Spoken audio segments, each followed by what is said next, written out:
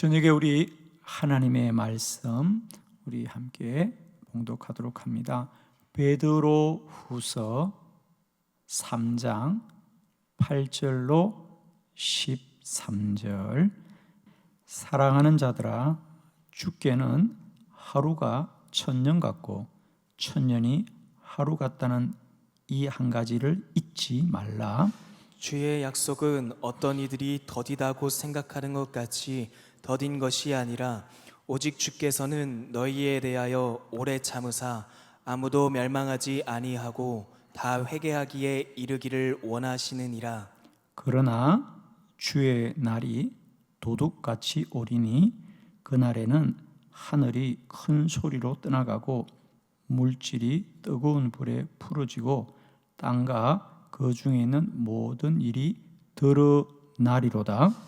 이 모든 것이 이렇게 풀어지리니 너희가 어떠한 사람이 되어야 마땅하냐? 거룩한 행실과 경건함으로 하나님의 날이 임하기를 바라보고 간절히 사모하라.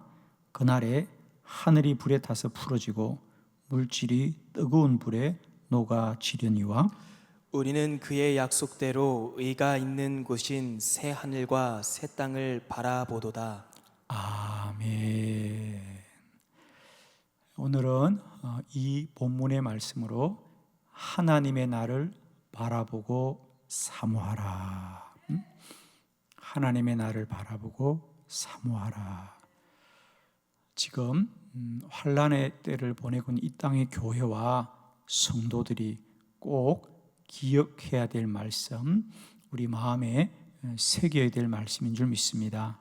지금은 세상과 사람을 바라볼 때가 아니고요, 오직 하나님의 날을 바라보고 사모하라. 이 환난에 우리가 바라보아야 될 것은 하나님의 날을 바라보고 사모하라. 베드로 후서가 기록된 가장 중요한 이유는 그 당시에 교회 안에 거짓 교사들이 있었습니다. 그래서 그들은 예수님의 재림이 없다라고 가르치는 사람들이었습니다. 사도 베드로는 거기에 대해서 성도들에게 바르게 가르쳐야 할 것을 느꼈습니다. 그래서 쓴 편지가 베드로후서입니다. 그래서 베드로후서의 가장 중요한 내용은 주님이 다시 오십니다. 재림 신앙에 관하여 교회와 성도들에게 다시 한번 일깨우고 그들을 바르게 가르치는 말씀이 베드로후서의 큰 주제가 되겠습니다. 오늘 이 시대도 우리 모두가 주님의 재림을 사모하고 소망할 수 있게 되기를 축원합니다.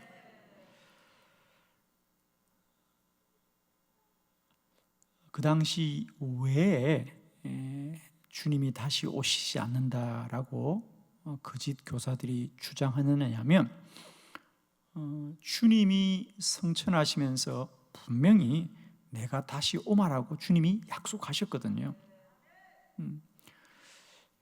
그런데 현실은 주님이 당장 오지 않는 거예요.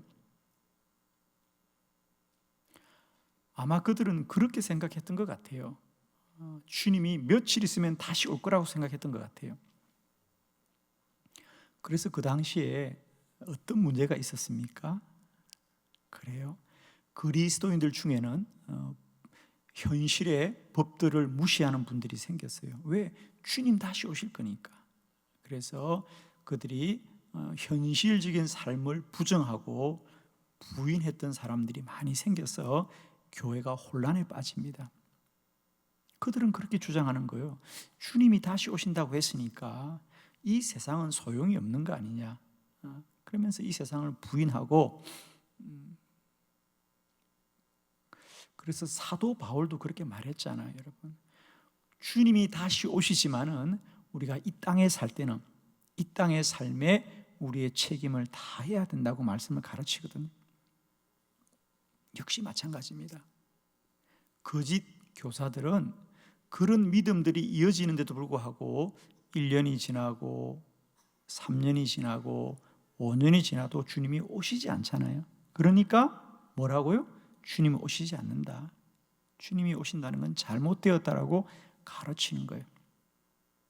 우리는 오늘 본문을 이런 물음에서부터 봐야 되는 거예요.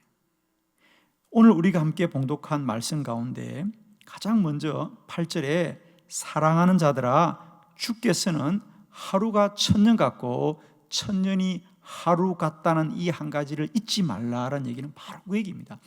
그런 물음에서부터 이 본문이 받아줘야 돼요.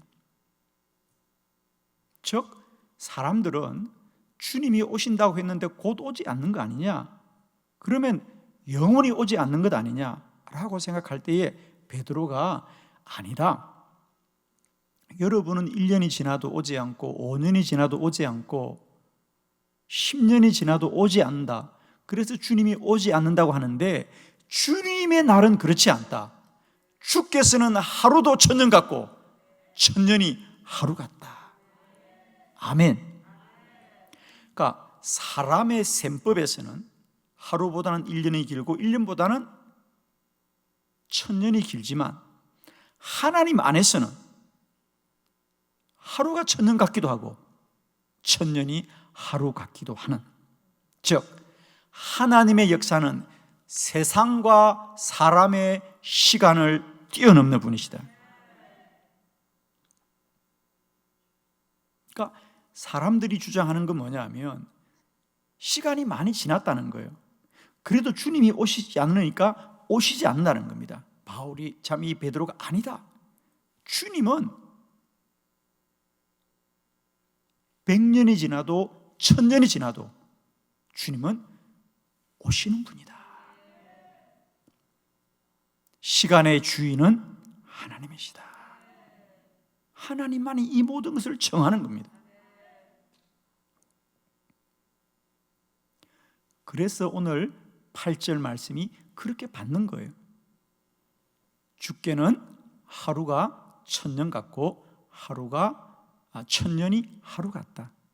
이 말씀은 사람이 셈하는 시간과 하나님의 시간은 다르다.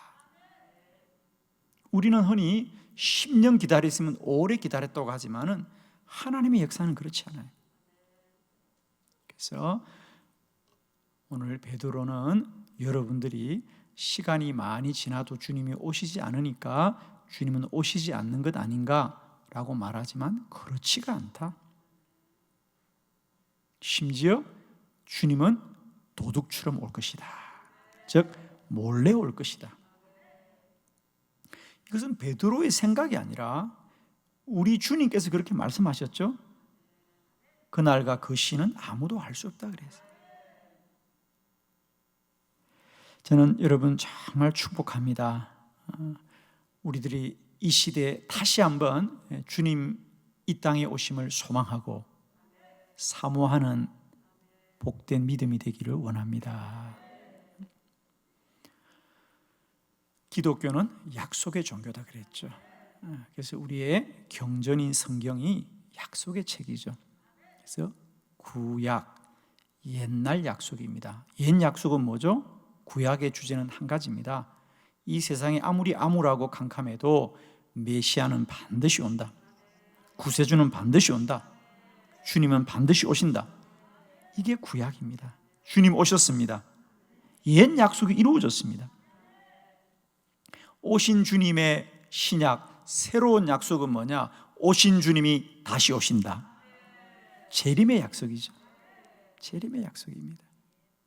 그래서 사랑하는 성도 여러분이요, 우리가 경전으로 삼고 있는 이 성경 66권 중에 마지막 책이 요한계시록이고, 이 요한계시록의 마지막 말씀이 뭐예요 여러분?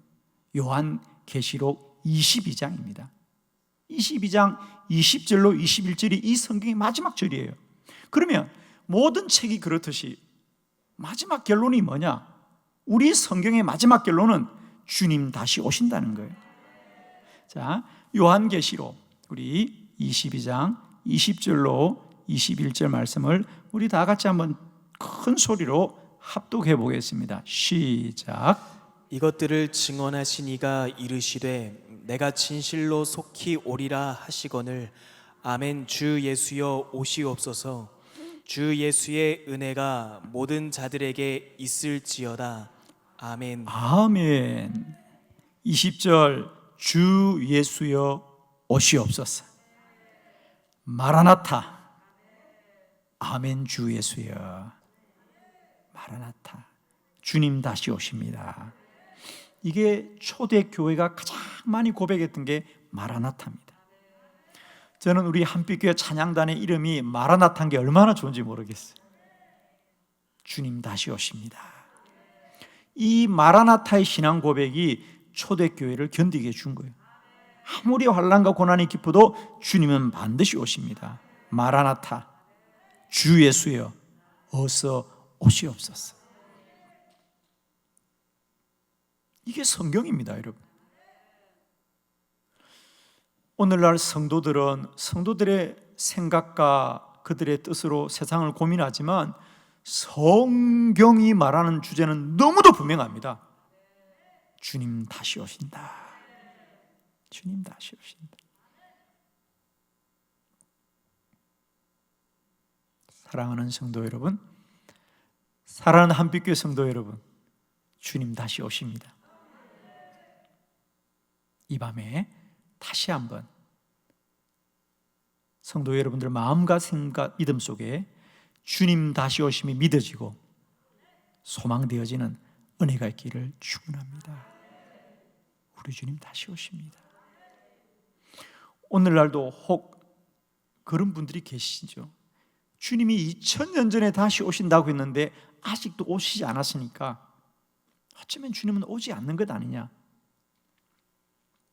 주께서는 하루가 천년 같고 천년이 하루 같습니다. 주님은 내일이라도 오십니다.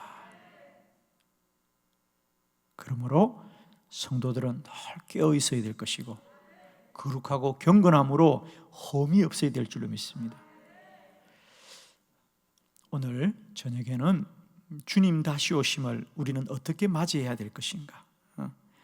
재림 신앙을 가진 성도들은 이 땅을 어떻게 살아야 될 것인가?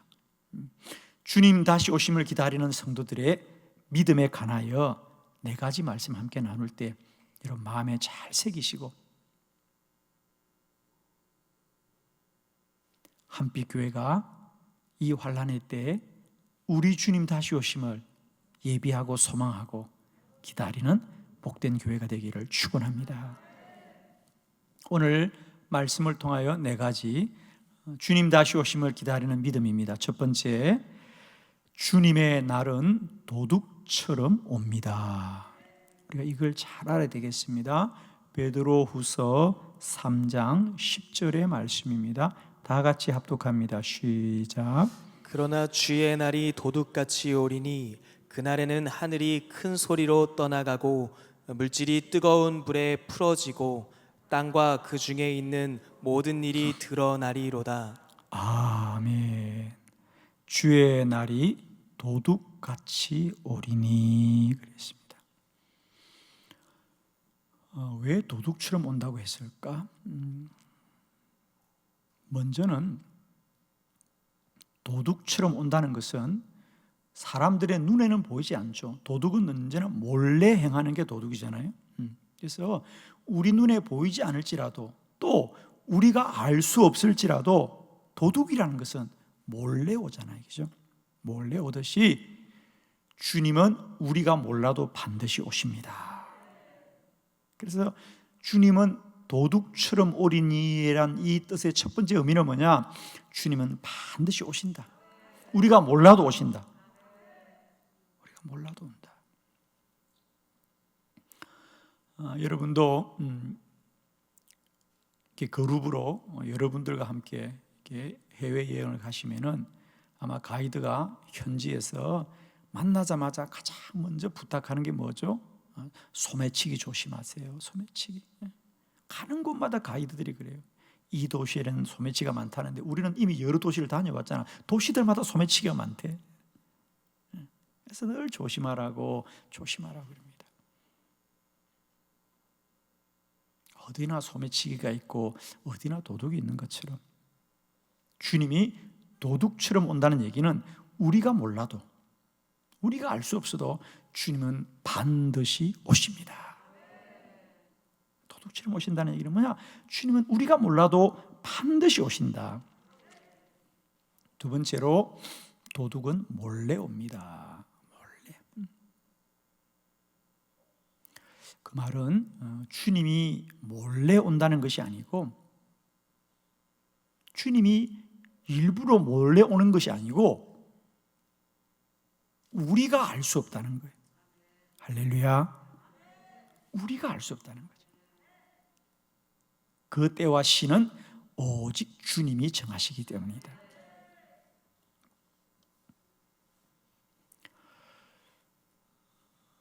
어, 2020년 2월 22일 그날이 토요일이었습니다.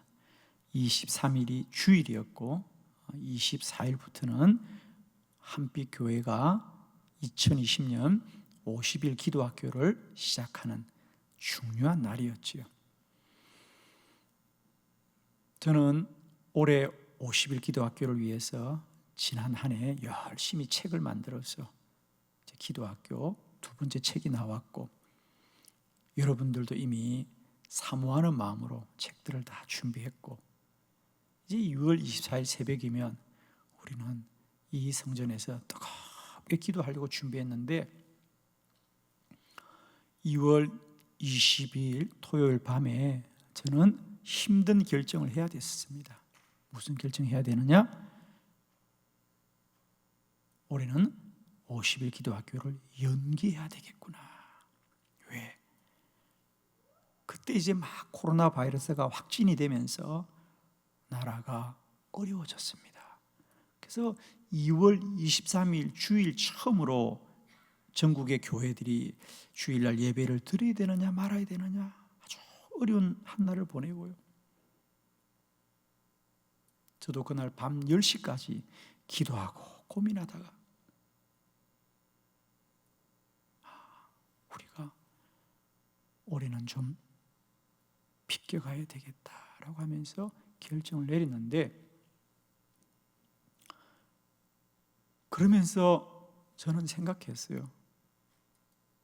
그래, 좀 3월달, 4월달이 지나가면 좀 잠잠해지지 않겠는가? 아마 누구나 우리 그렇게 생각했을 거이죠. 9월달까지 이렇게 힘들 줄은 아무도 몰랐습니다. 아무도 코로나 바이러스가 올 거라고 생각지도 못했고, 그 바이러스가 우리를 이렇게 힘들게 할 줄 아무도 몰랐습니다. 기독교 2000년 역사 가운데 교회가 스스로 예배를 포기한 적이 없었어요. 우리는 전쟁 중에도 어떤 환난과 고난 중에도 예배를 그친 적이 없는데 이 코로나 바이러스가 우리를 이렇게 어렵게 하는 겁니다. 아무도 예측하지 못했습니다. 저는 그런 생각이 들더라고요.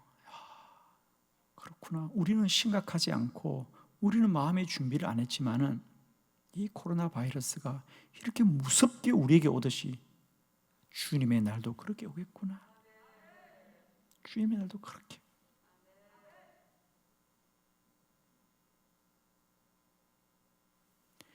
기억합시다. 주님의 날은 아무도 사람들이 예고할 수 없습니다. 매일매일 기상청에서 우리에게 일기를 예보해 주지만 주님이 오시는 날은 아무도 예보하지 않습니다. 도둑처럼 오리라. 도둑처럼 오리라. 그러므로 성도들은 늘 깨어 있어야 됩니다.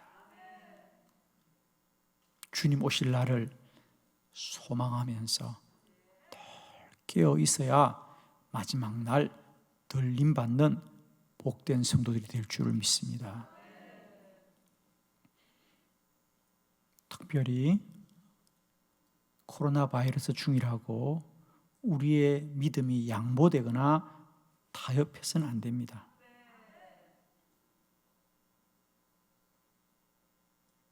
이럴 때일수록 더욱더 믿음을 지키고 자신의 신앙을 지켜야 될 줄로 믿습니다. 기억하십시오. 주님의 날은 인류 역사 가운데 가장 중요한 날입니다. 기억나시죠? 구약의 약속이었던 예수 그리스도가 이 땅에 온다는 것이 온 인류가 기다렸던 약속이고, 그 주님이 마침 오신 그날, 그것이 인류의 새로운 기원이 됐습니다. 그럼 앞으로 두 번째 인류의 기원은 뭐냐? 우리 주님 다시 오신 날이 될 거란 말이에요. 그런데 그날은 아무도 몰라요. 그러므로 깨어 있어야 한다. 분명한 건 이겁니다. 주님 다시 오실 날이 어제보다 오늘은 더 가까워졌고, 오늘보다 내일은 더 가까워졌다는 것은 너무도 분명한 사실이죠. 아멘이죠? 분명한 건 이거예요. 그날이 언제일지는 모르지만은 점점 가까워진다. 점점 가까워진다. 그러므로 우리는 더 힘써 깨어 있어야 될 줄 믿습니다. 주님 다시 오심을 기다리는 신앙 첫 번째, 주님은 아무도 모르게 오신다는 것이. 그러므로 우리는 늘 깨어 있어야 된다. 두 번째, 주님 다시 오심을 기다리는 성도들은 거룩함과 경건함으로 지내야 합니다. 베드로 후서 3장 11절의 말씀입니다. 다 같이 믿음으로 크게 합독합니다. 시작. 이 모든 것이 이렇게 풀어지리니 너희가 어떠한 사람이 되어야 마땅하냐? 거룩한 행실과 경건함으로. 아멘. 그러므로 주님이 도둑처럼 오심으로 성도들은 언제나 이 땅에서 거룩한 행실과 경건함으로 주님을 맞이해야 됩니다. 주님이 언제 올지 몰라요. 그러므로 우리는 언제나 거룩함과 경건함으로 구별되어 있어야 돼요. 그래야 주님 오시는 날 들림받게 될 줄을 믿습니다.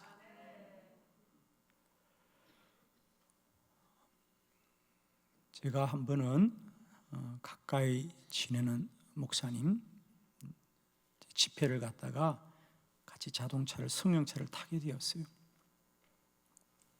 제가 한눈에 봐도 자동차는 좀 오래된 자동차였어요. 낡은 자동차였어요. 근데 목사님 옆에 자리에 앉았는데 자동차 안이 너무 뭐라고 해야 되나 걸요? 그냥 깨끗하다가 아니라 정말 정갈한 거예요. 정갈. 자동차는 낡았는데 안이 너무 깨끗해요. 깨끗하고 단정한 거예요. 한눈에 봐도 느껴져요. 그래서 제가, 아니 목사님, 아니 차는 많이 낡았는데 그게 안이 깨끗하고 단정해요. 정말 깔끔한 거예요. 목사님이 그러는 거예요. 자기는 이 자동차를 탈 때마다 그런 생각한대요. 혹시라도 내가 운전하다가 주님 오시면 내가 들림받아야 되는데 내가 다 정리해 못하지면 어떡하나. 자기는 운전할 때마다 그 생각한다. 주님 다시 오실 때 내가 단정한 모습으로 있어야 되겠다. 그래서 늘 그분은 자동차에 앉을 때마다 언제 주님이 다시 올지 모른다, 그 생각을 한다는데 제가 마음속으로 참 공감이 되었어요.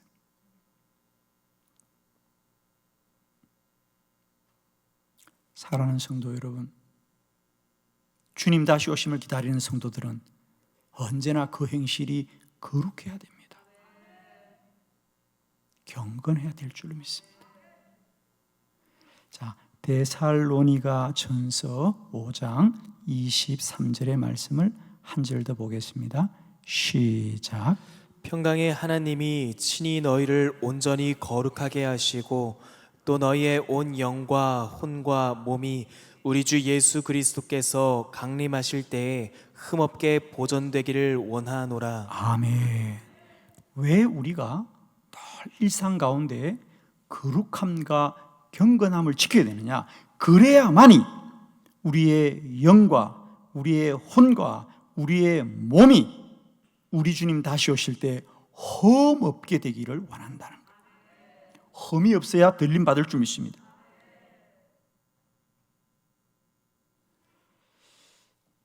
주님이 왜 그 시와 그 날을 미리 말씀하지 않느냐? 그래야 성도들이 늘 깨어 있는 거죠. 늘 깨어 있는 거예요. 축복합니다.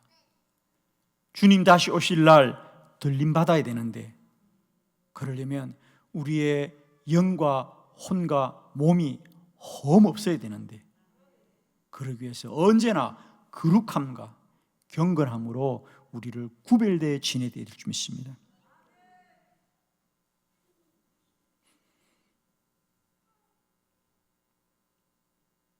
그리스도인들은 세상 가운데서 구별된 삶을 살아야 한다. 오늘 저녁 우리 자신들에게 한 가지만 좀 점검하고 지나갔으면 좋겠습니다. 우리가 살아가는 일상 중에 내가 주님 오시는 날을 대비하기 위하여 나에게 구별된 게 있는가? 구별된 게 있는가? 자신의 자동차를 깨끗하게 언제나 단정하게 하셨던 목사님처럼 한 가지라도 세상 사람들이 이해할 수 없어도 우리는 주님 다시 오실 것 때문에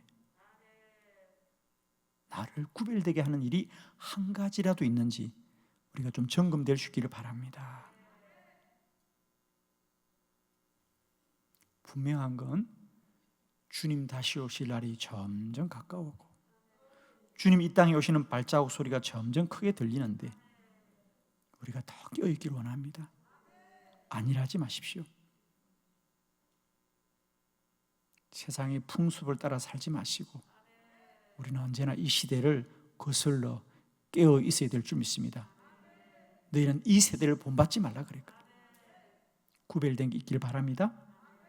날마다 거룩함으로 날마다 경건함으로 영과 혼과 몸이 흠없이 보존되는 한빛 교회와 믿음의 성도들이 되기를 그리스도 예수의 이름으로 축원합니다. 세 번째, 주님 다시 오심을 기다리는 성도들은 재림을 간절히 사모하여야 합니다. 베드로 후서 3장 12절의 말씀을 믿음으로 합독합니다. 시작. 하나님의 날이 임하기를 바라보고 간절히 사모하라. 그날에 하늘이 불에 타서 풀어지고 물질이 뜨거운 불에 녹아지려니와. 아멘. 세 번째 재림 신앙은 뭐냐? 주님이 이 땅에 오심을 소극적으로 맞이하지 말고 보다 적극적으로 주님 오심을 사모하라, 사모하라, 사모하라. 주님 다시 오십니다. 주님 다시 오십니다. 사모하십시오. 주님 오실 날을 사모하십시오. 마라나타, 주 예수여 어서 오시옵소서. 우리 한번 마라나타로 인사해봐요. 제가 마라나타, 그럼 여러분은 주 예수여 어서 오시옵소서 하실 수 있겠죠? 제가 마라나타 하면 여러분은 주 예수여 어서 오시옵소서. 준비됐나요? 마라나타. 아멘. 제가 존경하는 선배 목사님은 늘 강단에 서실 때마다 보통 목사님들은 할렐루야 그렇게 하시죠. 우리 목사님은 마라나타 이렇게 하고 설교를 다 시작하세요. 마라나타. 저는 늘 참 은혜롭습니다. 마라나타. 오늘도 주님 다시 오심을 기억하면서 살자는 거죠. 사모하십시오. 그저 우리가 소극적으로 주님 오실 거라고 생각하지 마시고 적극적으로 주님이 오실 날을 사모하자는 거죠.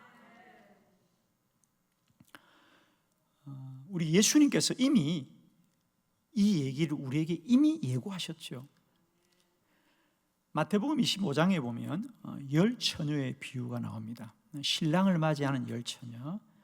이제 신랑이 신부집에 올 때에 신부의 친구들이 밤늦게 오는 신랑을 기다리기 위하여 등불을 밝히고, 또 혹여라도 신랑이 좀 늦게 올 줄을 몰라서 여분의 기름을 준비하고 있습니다.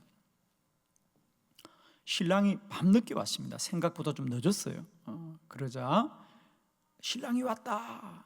그리고 신랑을 맞이하러 가는데 넉넉하게 기름을 준비했던 5 처녀는 불을 밝히고 나아가는데, 그만 기름이 떨어졌던 5 처녀는 기름을 구할 길이 없어서 신랑을 맞이하지 못하더라 그랬잖아요. 그렇습니다. 똑같이 신랑을 기다리고 있었지만은 5 처녀는 더 적극적으로 신랑을 내가 반드시 맞이해야 되겠다. 혹여라도 늦게 올지 모르니까 내가 깨어 있어야 되겠다. 그래서 여분의 기름을 더 준비하는 거예요. 더 적극적으로 기다리는 거죠. 똑같이 신랑을 기다리지만 5 처녀는 일찍 오겠지, 제 시간에 오겠지, 안 이랬다는 거예요. 그래서 예수님께서 이 열 처녀 비유에서 우리에게 가르치신 결론이 뭡니까? 그게 마태복음 25장 13절입니다. 13절 말씀만 같이 한번 볼까요? 다 같이 시작. 그런즉 깨어 있으라. 너희는 그 날과 그 때를 알지 못하느니라. 아멘. 그런즉 깨어 있어라. 이 말씀이 뭡니까? 더 사모하여라. 더 사모하여라. 나는 반드시 주님의 재림을 맞이하리라. 지금부터는 내가 이때까지 주님을 믿고 신앙생활하던 여정 중에 조금 더 주님이 오심을 사모하면서 더 깨어있는 저와 여러분 되기를 축원합니다. 주님의 재림을 더 사모하라. 더 사모하라. 더 사모하라. 안일하지 말아라. 안일하지 말아라. 사실 우리 모두도 다 주님의 재림을 부인하진 않아요. 마치 열 처녀가 똑같이 신랑이 올 거야, 그리고 우리 신랑을 맞이해야 돼, 다 똑같은 생각을 가졌지만 정작 신랑이 왔을 때 더 사모하고 더 사모했던 5 처녀는 여분의 기름을 가지고 넉넉히 신랑을 맞이했지만, 똑같이 신랑을 기다린다고 앉아 있었지만은 안일했던 5 처녀는 신랑을 맞이하지 못했습니다. 사랑하는 성도 여러분, 주님은 2번 오지 않습니다. 1번 오십니다. 오늘 본문의 말씀이 하나님의 날이 임하기를 바라보고 간절히 사모하라. 그날에 하늘이 불에 타서 풀어지고 물질이 뜨거운 불에 녹아지니, 즉 이 세상이 끝난다는 거예요. 여러분, 2번 기회가 없다는 거죠. 2번 기회가 없다는 겁니다. 놓쳤다고 다시 기회가 있는 게 아니라는 거죠. 축복합니다. 주님이 이 땅에 오심을 더 사모하고 더 사모하고 더 사모하는 우리 한빛교회가 되기를 원합니다. 누가 뭐라 그래도 지금은 주님 오실 날이 가까워지고 있죠. 저는 분명히 확신합니다. 주님은 머지않아 오십니다. 설마 안일하지 마시고요, 더 껴있는 저와 여러분 되길 바랍니다. 축복하기는 우리 한빛교회가 이 환난의 때에 주님 다시 오심을 더 사모하는 복된 재단 되기를 원하고, 우리 한빛교회 모든 성도들이 이 환난의 때에 어떤 소망보다도 마라나타 주 예수의 어서 오시옵소서, 주님 다시 오심을 더 사모하고, 오늘이라도 주님 다시 오실 때 우리 부끄럽지 말고 물러서지 말고 주님 오심을 환영하는 믿음 되길 바랍니다. 주님 내일 오시면 안 될까요? 이러면 안 되는 거예요. 주님 어서 오시옵소서, 오늘이라도 오시옵소서. 사모하는 저와 여러분 되기를 축복합니다. 마지막 재림 신앙은 뭐냐? 재림은 주님의 약속이다. 반드시 이루어진다는 겁니다. 베드로후서 3장 13절 다 같이 합독합니다. 시작. 우리는 그의 약속대로 의가 있는 곳인 새 하늘과 새 땅을 바라보도다. 아멘. 주님 재림은 어떤 사람의 가르침이 아니고 그의 약속대로, 할렐루야, 주님의 약속대로,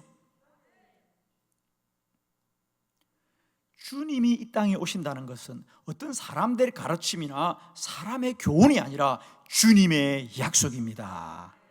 요한복음 14장 3절 말씀입니다. 다 같이 믿음으로 합독합니다. 시작. 가서 너희를 위하여 거처를 예비하면 내가 다시 와서 너희를 내게로 영접하여 나 있는 곳에 너희도 있게 하리라. 아멘. 우리 주님의 말씀입니다. 가서 너희를 위하여 거처를 예비하면 내가 다시 와서 너희를 내게로 영접하여 나 있는 곳에 너희도 있게 하리라. 아멘. 주님 다시 오신다고 약속하셨어. 주님의 약속은 반드시 이루어집니다. 성경에 한 3만 5천 개의 예언이 있죠. 수많은 예언이 있잖아요, 그죠? 그리고 그 예언들이 대부분 이루어지고 있습니다. 마지막 예언이 뭡니까? 재림이다. 우리는 이 하나님의 약속을 기다리면서 하루하루 살아가고 있고 지금 대부분의 예언이 이루어졌는데 마지막 예언이 뭐죠? 재림 예언이죠. 마지막 약속이 다시 온다는 약속입니다. 사랑하는 성도 여러분, 세상의 조짐과 세상의 흐름이 어떠할지라도 주님은 반드시 다시 오십니다. 내가 다시 와서 너희를 내게로 영접하여 나 있는 곳에 너희도 있게 하리라.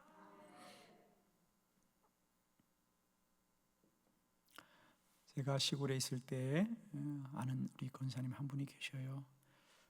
그분은 그 시골에 개척교회를 할 때마다 꼭 자기와 상관없는 교회라도 본인이 꼭 그 어려운 교회에다가 피아노를 하나씩 꼭 헌물하는 분이 계셨어요. 참 귀한 분이에요, 여러분. 쉬운 일이 아닙니다. 그 시골에 어느 교회에서 교회를 설립한다 그러면 그분은 꼭 자기가 그 소식을 듣고는 피아노를 꼭 하나씩을 헌물하셨어요.